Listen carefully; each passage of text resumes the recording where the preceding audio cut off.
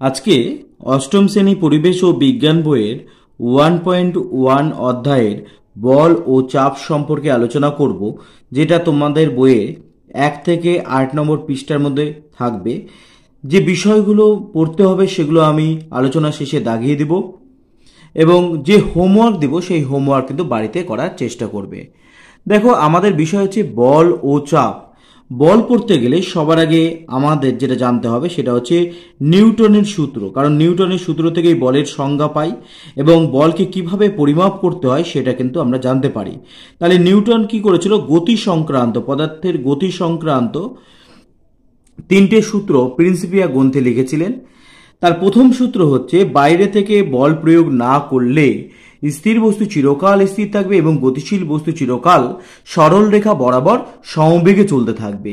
এবং তার এই সূত্র থেকে আমরা যে দুটো বিষয় আমরা পাই প্রথম সূত্র থেকে, সেটা হচ্ছে বলের সংজ্ঞা।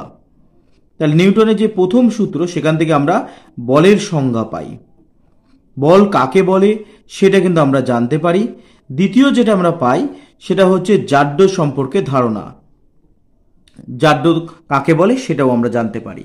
যদিও আমাদের এখানের আলোচ্য বিষয় হচ্ছে বল, তাই জন্য আমরা বলের সংজ্ঞাটাই শুধুমাত্র এখান থেকে জানবো। উঁচু ক্লাসে উঠে আমরা হচ্ছে জাড্য সম্পর্কে পড়বো। যাই হোক, বল তাহলে কাকে বলা হয়? বল হচ্ছে বাইরে থেকে যা প্রয়োগ করে। দেখো, নিউটনের প্রথম সূত্রে আমি বলেছি যে বাইরে থেকে বল প্রয়োগ না করলে স্থির বস্তু চিরকাল স্থির থাকবে, গতিশীল বস্তু চিরকাল গতিশীল থাকবে। তাহলে বাইরে থেকে যেটা প্রয়োগ করা হচ্ছে বস্তুর ওপর, তার গতি ও অবস্থা পরিবর্তনের জন্য, তাকেই আমরা বল বলে থাকি। তাহলে যা প্রয়োগ করলে বস্তুর কি হয়, গতি ও অবস্থার পরিবর্তন হয় বা হওয়ার চেষ্টা করে। গতি ও অবস্থার পরিবর্তন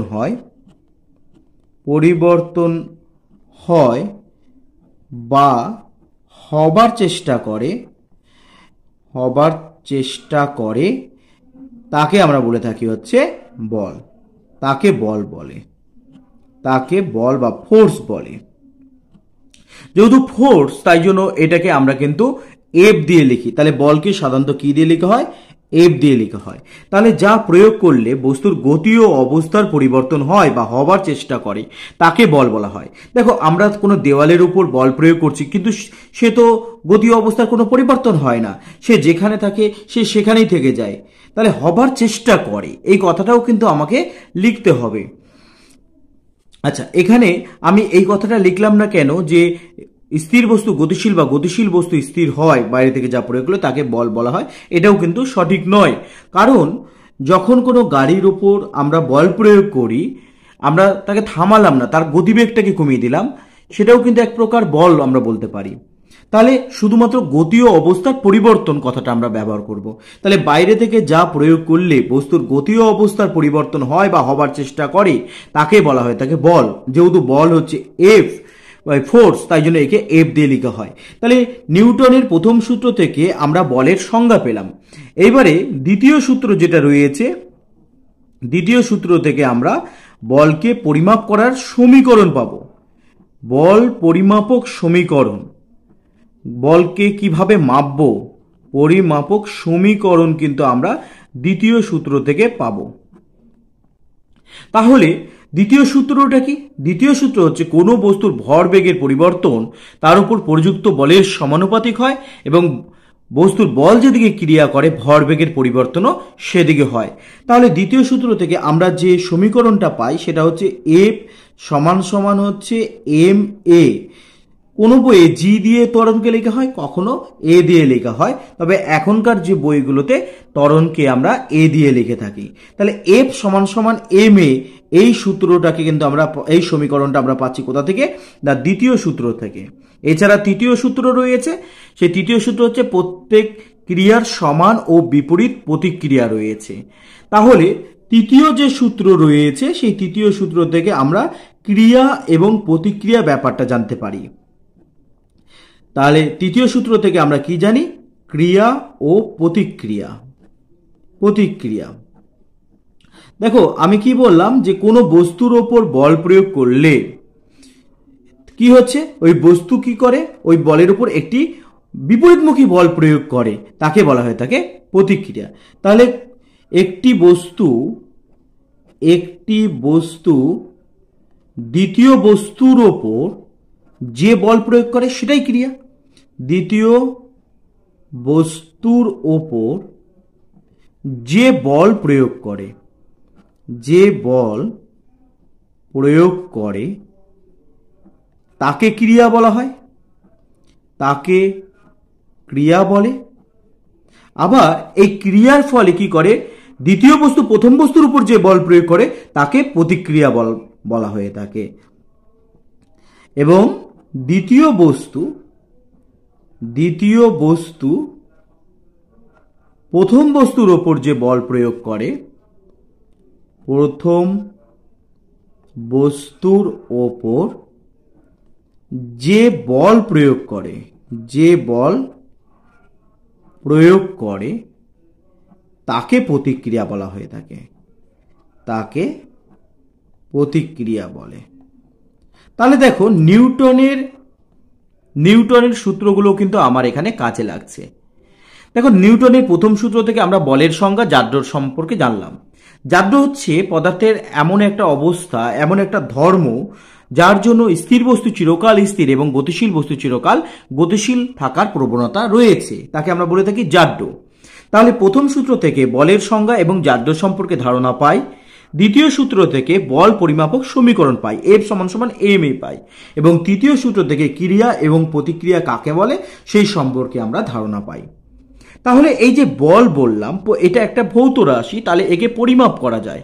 এবং যখন কোনো বিষয়কে যখন পরিমাপ করা হয় তাকে বোঝানোর জন্য কি দরকার হয়ে থাকে না, তাকে বোঝানোর জন্য হচ্ছে এককের প্রয়োজন হয়ে থাকে।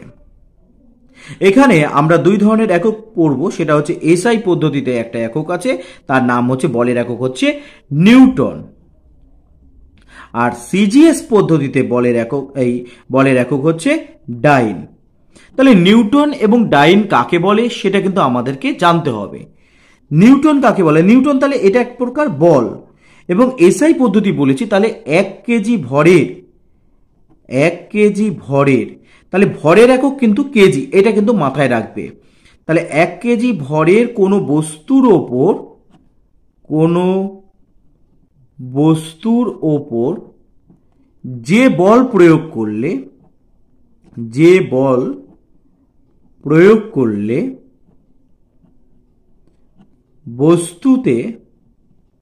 বস্তুতে কি হয় না, 1 মিটার পার সেকেন্ড স্কয়ার ত্বরণ সৃষ্টি হয়, তাকে বলা হয়ে থাকে নিউটন। ডাইন তাহলে কাকে বলা হয়? ডাইনের ক্ষেত্রে কিন্তু কেজির বদলে আমরা গ্রাম বলবো। 1 গ্রাম ভরের কোনো বস্তুর ওপর যে বল প্রয়োগ করলে বস্তুর মধ্যে 1 সেমি পার সেকেন্ড স্কয়ার ত্বরণ সৃষ্টি হয় তাকে বলা হয়ে থাকে ডাইন। এগুলো হচ্ছে পরম একক, কারণ এগুলো কখনোই পরিবর্তন হয় না। এছাড়া কিন্তু আমরা বলের আলাদা আরেকটি একক পাবো, সেটা হচ্ছে অভিকর্ষ একক, যেটা তোমাদের বইয়ে কিন্তু নেই। অরিজিনালি একককে আমরা দুই ভাগে ভাগ করি, একটা হচ্ছে পরম একক আর একটা হচ্ছে অভিকর্ষ একক। অভিকর্ষ একক পরিবর্তন হয়, কিন্তু পরম একক কিন্তু পরিবর্তন হয় না। তাহলে এই এককগুলো কিন্তু পরম একক, কিন্তু তোমাদের এখনকার বইয়ে কিন্তু তোমাদের ওই রকম পরম বা অভিকর্ষ একক কিন্তু আলাদা করা নেই। তোমাদের এখানে একক বলের এসআই একক এবং সিজিএস একক এইভাবে কিন্তু বলা থাকে। অরিজিনালি এগুলো কিন্তু পরম একক, অভিকর্ষ এককও থাকে যেগুলো পরিবর্তনশীল। এখন তোমাদের যেটা রয়েছে বইয়ে সেটা হচ্ছে পরম একক। তাহলে বলের পরম একক যদি বলে তাহলে বলবো এসআই পদ্ধতিতে হচ্ছে নিউটন আর সিজিএস পদ্ধতি হচ্ছে ডাইন। তাহলে নিউটনের ক্ষেত্রে কি দেখলাম, 1 কেজি ভরের কোনো বস্তুর ওপর যে বল প্রয়োগ করলে বস্তুতে 1 মিটার পার সেকেন্ড স্কয়ার ত্বরণ সৃষ্টি হয়। তাহলে 1 নিউটন সমান আমরা বলতে পারি যে 1 kg into 1 metre per second square. তেমনি ভাবে 1 ডাইনের ক্ষেত্রে আমরা বলবো 1 gram into 1 cm per second square. তাহলে এবার যদি আমাদের বলে যে এই নিউটন এবং ডাইনের মধ্যে সম্পর্কটা কি, তাহলে সেটা আমরা কিভাবে করব? তাহলে এটাও কিন্তু খুব ইম্পর্টেন্ট প্রশ্ন যে নিউটন ও ডাইনের সম্পর্ক লিখো। ডাইনের সম্পর্ক। দেখো নিউটন কাকে বলা হয়? 1 নিউটন তো আমি আগেই বললাম যে 1 kg into 1 metre per second square. তাহলে কেজিকে যদি আমরা গ্রাম করি তাহলে আমরা জানি যে 1000 গ্রাম হবে, আর মিটারকে সেমি করতে গেলে 100 দিয়ে গুণ করতে হয়, তাহলে 100 semi per second square. Metric পদ্ধতি তোমরা জানো। তাহলে এখানে কতগুলো শূন্য হলো? 1 2 3 4 5টা শূন্য হলো, তাহলে গ্রাম সেমি পার সেকেন্ড স্কোয়ার দাঁড়ালো। তাহলে এই যে 5টা শূন্যকে আমরা এইরকম ভাবে লিখবো 10⁵ আমরা লিখবো। আর গ্রাম সেমি পার সেকেন্ড স্কোয়ারকে দেখো কি বলা হয় না, ডাইন বলা হয়ে থাকে। তাহলে দেখো, তাহলে নিউটন আর ডাইনের মধ্যে সম্পর্ক কি? যে 1 নিউটন সমান সমান হচ্ছে 10⁵ ডাইন। তাহলে এই ধরনের প্রশ্ন কিন্তু আসতে পারে। আচ্ছা, এখানে যে কথাটা আমি একটু আগে বললাম যে ভরের একক হচ্ছে কেজি, তাহলে ভর কাকে বলে এটা কিন্তু আমাকে জানতে হবে। ভর হচ্ছে কোনো বস্তুর মধ্যে যে পরিমাণ জড় পদার্থ থাকে তাকে বলা হয় ভর। তাহলে কোনো বস্তুর মধ্যে যে পরিমাণ জড় পদার্থ থাকে, এটা কিন্তু কখনোই চেঞ্জ হয় না, পদার্থ থাকে তাকে বলা হয়ে থাকে ভর। ভর কখনোই চেঞ্জ হয় না, অর্থাৎ ভর হচ্ছে অপরিবর্তনশীল। এবং ভরের এসআই একক আমি কি বললাম একটু আগে, যে কিলোগ্রাম, কিগ্রা বা কিলোগ্রাম আমরা বলবো। এবং সিজিএস একক কি বলবো? সিজিএস একক হচ্ছে গ্রাম। এটা কিন্তু ভরের একক। এবং ভরকে পরিমাপ করার জন্য আমরা কি ব্যবহার করি না, ভরকে পরিমাপ করার জন্য আমরা সাধারণ তুলা যন্ত্রকে ব্যবহার করে থাকি, যেটাকে আমরা বলি দাঁড়িপাল্লা। দাঁড়িপাল্লার সাহায্যে কি হয়, ভরকে আমরা মাপি। তাহলে সাধারণ দাঁড়িপাল্লা বা আমরা একে তুলা যন্ত্রও বলে থাকি। তো সাধারণ দাঁড়িপাল্লার সাহায্যে আমরা কিন্তু ভরটাকে পরিমাপ করতে পারি। তাহলে আমরা যে বাজারে বা দোকানে, মুদির দোকানে আমরা যে জিনিসটাকে আমরা ওজন করি সেটা কিন্তু ওজন নয়, সেটা অরিজিনাল হবে হচ্ছে ভর। তাহলে ওজনটা কি? ওজন কিন্তু এক প্রকার বল আমরা বলতে পারি। ওজন হচ্ছে এক বিশেষ প্রকার বল। যেহেতু এটা একটা বল, তাই জন্য এর এসআই একক কিন্তু তোমার বলের যেটা এসআই একক অর্থাৎ নিউটন, সেই নিউটনকে, আর সিজিএস একক আমরা বলবো হচ্ছে ডাইন আমরা বলবো, যেহেতু এটা একটা বল। এবং এটা কিন্তু কি হবে, যে ওজন যেটা হচ্ছে, ওজন কিন্তু এক এক জায়গায় ওজন এক এক রকমের হয়ে থাকে। কারণ ওজন আমরা ডাব্লিউ দিয়ে লিখি, ওজন সমান সমান হচ্ছে এম গুণ চিহ্ন হচ্ছে এ, অর্থাৎ ওজনটা অভিকর্ষ ত্বরণের উপর নির্ভর করে। যেহেতু এটা অভিকর্ষ ত্বরণ, সেই জন্য অভিকর্ষ ত্বরণ হওয়ার জন্য এক এক জায়গায় এক এক রকমের অভিকর্ষ ত্বরণ হয়, সেই জন্য তার ওজনটাও কিন্তু পরিবর্তনশীল হয়ে থাকে। যেমন তোমরা জানো যে যত উপরে যাওয়া যায় তত তার অভিকর্ষ ত্বরণের মান কমতে থাকে। তাহলে আমরা সমতলে কোনো বস্তুর ওজন যা হবে, উপরে বা দার্জিলিংয়ে যদি আমরা যাই তাহলে সেখানে অভিকর্ষ ত্বরণ কম থাকার জন্য তার ওজনটাও কিন্তু কম হবে। আমি কি বললাম যে এম, ভরটাকে আমরা এম দিয়ে লিখি, মাস। এইটা কিন্তু অপরিবর্তনশীল, এটার পরিবর্তন হয় না। পরিবর্তন কোনটার হয়? এ। তাহলে দেখো ওজন হচ্ছে এম গুণ চিহ্ন এ, এইটা পরিবর্তন হচ্ছে, পরিবর্তন হওয়ার ফলে ওজনও কিন্তু পরিবর্তনশীল। এবং এই ওজনকে মাপা হয়ে থাকে স্প্রিং তুলা যন্ত্রের সাহায্যে। ওজন মাপা হয়ে থাকে স্প্রিং তুলা যন্ত্রের সাহায্যে। তাহলে দেখো আমরা এই যে আলোচনাটা করলাম ভর এবং ওজন, ওজনকে কিন্তু আমরা ভারও বলে থাকি। ভার আর ওজন কথাটা কিন্তু একই।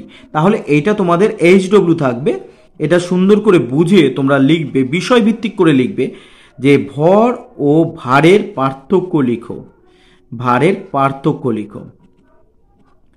তো এই পার্থক্য লেখার সময় তোমরা কিন্তু মাথায় রাখবে যে বিষয় করবে। যেমন ধরো প্রথমে হেডিং দিবে ভর ও ভারের পার্থক্য, তারপরে 3টে খোপ করবে। একটা খোপে থাকবে বিষয়, যে কোন বিষয়ের উপর তুমি পার্থক্যটাকে করছো। একদিকে থাকবে ভর আর একদিকে থাকবে হচ্ছে ভার। তাহলে আশা করি তোমরা যদি এটা বুঝে থাকো, ভর এবং ভার সম্পর্কে যদি ব্যাপারটা বুঝে থাকো, তাহলে তোমরা কিন্তু এই এইচডব্লিউটা করতে পারবে আশা করছি। তাহলে এরপরে আমরা যে বিষয়টা পড়ব সেটা হচ্ছে ঘনত্ব নিয়ে। ঘনত্ব কাকে বলা হয়? ঘনত্ব হচ্ছে একক আয়তনের বস্তুর ভরকে আমরা ঘনত্ব বলে থাকি। দেখো আমরা তাহলে ভর একটু আগে আমরা বুঝতে পেরেছি ভর কাকে বলে। তাহলে একক আয়তনে, অর্থাৎ আয়তনটা নিচে হবে, একক আয়তনে বস্তুর ভরকে আমরা বলে থাকি হচ্ছে ঘনত্ব। তাহলে ঘনত্ব কাকে বলে এটাও কিন্তু তোমাদের আসে মাঝে মধ্যে। তাহলে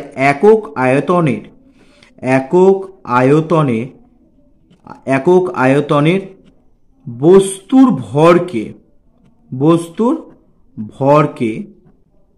ঘনত্ব বলে। তাহলে ঘনত্বের একক কি হবে? দেখো এখান থেকে কিন্তু আমি ঘনত্বের একক বলতে পারবো এই গাণিতিক রূপ থেকে। যদি আমরা এসআই পদ্ধতি আমরা ব্যবহার করি, তাহলে এসআই পদ্ধতির ক্ষেত্রে আমরা কি বললাম যে ভরের একক হচ্ছে কিগ্রা, আর আয়তনের একক আমরা জানি যে আয়তন হচ্ছে কি না ঘনমিটার, এটা হচ্ছে আয়তনের একক। সিজিএস এ যদি আমরা দেখি, সিজিএস এ ঘনত্বের একক তাহলে কি দাঁড়াবে? গ্রাম দাঁড়াবে, গ্রাম পার ঘন সেমি দাঁড়াবে, দাঁড়াচ্ছে সিজিএস পদ্ধতিতে একক। তাহলে আমরা এসআই পদ্ধতি এবং সিজিএস পদ্ধতিতে একক আমরা পেলাম, ঘনত্বের একক আমরা পেলাম। আচ্ছা, এইবারে আয়তনের কিন্তু আরেকটা ব্যবহারিক একক আছে, মানে আমরা সচরাচর যেটা ব্যবহার করি সেটাকে আমরা বলি ব্যবহারিক একক। ব্যবহারিক একক কি হয়ে থাকে? ব্যবহারিক একক হচ্ছে লিটার। আয়তনের ব্যবহারিক একক আমি যেমন এখানে বললাম ঘনমিটার বা ঘন সেমি, কিন্তু এছাড়াও লিটার আছে এবং গ্যালন আছে, এই ধরনের অনেকগুলো কিন্তু আয়তনের একক আমরা পাবো। এবারে দেখো আমরা কি জানি যে 1 লিটার জলের ভর, 1 লিটার জল সমান সমান তার যদি আয়তন আমরা দেখি তাহলে কত পাবো না 1000 ঘন সেমি। আমি জানি যে 1 লিটার জল মানে হচ্ছে 1 লিটার মানে হচ্ছে 1000 ঘন সেমি। আচ্ছা, এইবারে 1 কেজি জল মানে আমরা কি জানি না 1 কেজি মানে কেজিকে গ্রাম করতে গেলে 1000 বলবো, আমরা 1000 গ্রাম জল আমরা বলবো। তাহলে দেখো আমরা কি জানি?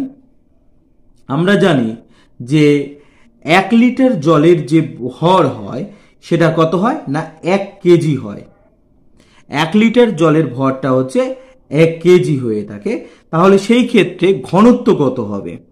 তাহলে ঘনত্ব বের করার জন্য আমরা যে কাজটা করেই, এই যে এখনই আমি লিখলাম যে ঘনত্ব সমান সমান কি ভর বাই আয়তন। তাহলে ভর কত? এখানে ভর হচ্ছে 1000 বাই আয়তন কত? আয়তনও হচ্ছে 1000 ঘন সেমি। তাহলে উপরে হচ্ছে গ্রাম আর নিচে সবসময় কিন্তু একক লিখবে, নিচে হচ্ছে ঘন সেমি। তাহলে এটা কেটে যদি যায় তাহলে থাকবে হচ্ছে 1। তাহলে জলের ঘনত্ব কত দাঁড়াচ্ছে? 1 গ্রাম পার ঘন সেমি দাঁড়াচ্ছে। এইটা কিন্তু জলের আয়তন হয়ে গেল যে 1 গ্রাম পার হচ্ছে ঘন সেমি। তেমনিভাবে আমরা দেখব পারদের ঘনত্ব আমরা পাবো। পারদের ঘনত্ব এটা মুখস্থ রাখবে, এরপরে আমাদের চাপ পড়ার সময় পারদের ঘনত্ব কিন্তু আমার কাজে লাগবে। পারদের ঘনত্ব কত? 13.6। যখনই আমি কোনো রাশি লিখব একক যদি থাকে তার একক কিন্তু লিখতে হবে। আমি কি বললাম? গ্রাম পার ঘন সেমি, এইটা হচ্ছে একক। তাহলে পারদের ঘনত্ব কত? 13.6। এত কি হয়ে থাকে? গ্রাম পার ঘন সেমি, এটা আমরা জানি।